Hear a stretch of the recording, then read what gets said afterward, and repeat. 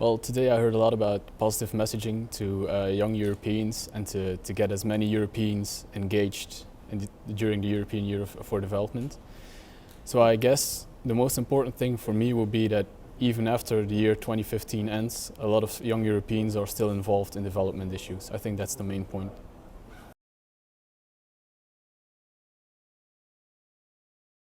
I saw the ad on the internet online for being a youth ambassador, and I was very struck about all the issues that were covered by development and how particularly one as an organization really tries to empower people who live in extreme poverty, to give them the tools to get out of poverty themselves, not just to just send aid and then we'll never talk about it again. No, they really want to give them the tools to help themselves, and that was the main point for me to become a youth ambassador.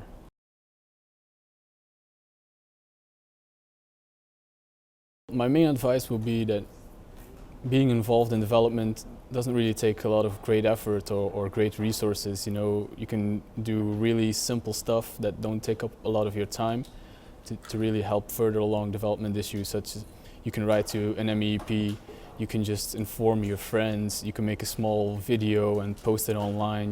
There's so many things you can do. It's really not that hard to become involved. So I think that's the main message we should send to young people, because I think there's a high threshold for young people to become involved. So my main message would be to just pass the threshold. It's really not that difficult.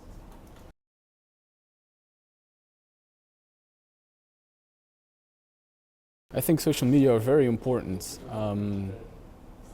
They've created a high level of interconnectivity, the likes of which the EU has never seen before. So there's great opportunity there to engage as many Europeans as possible. But what I also stressed during this session, which I find very important, is that even though we focus on social media, we should not forget that there are also other media and other formats to reach people. And you can even mix them up. If you do a radio interview, I did one a few weeks ago, you can then put the fragment of your radio interview and post it online and then use it again.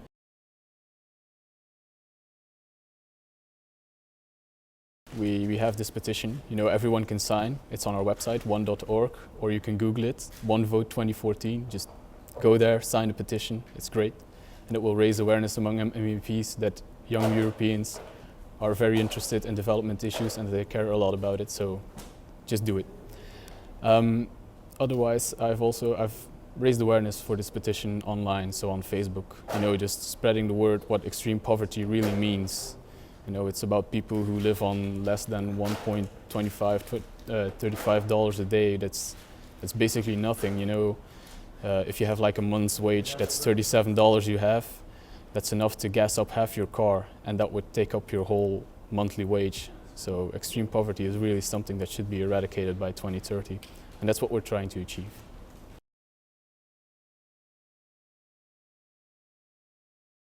A big tip, like I've heard before a lot of times today, was to be positive when you send your message out there. You have to be constructive. People don't want to hear about sad stories. They don't want to hear about negative stories. They don't want to have a feeling of guilt when it comes to development issues. So really there's a lot that has already been done concerning development. We heard some great stories here today, and I know that's just, you should incorporate those stories in your message.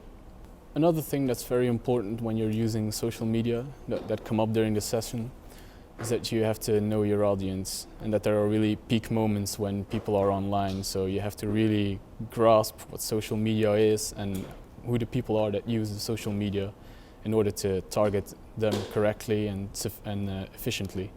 So I think that's a very important message that I would like to send to people out there who want to use social media to campaign for something. Someone told me that mostly on Friday evening, and Saturday evening, before people go out, young people, they first go on Facebook, saying, I'm going to this bar or I'm going to this movie. And on Sunday, because Sunday is a relaxation day, everybody's on their couch, and on social media. So those are the biggest moments to reach as many people as you can.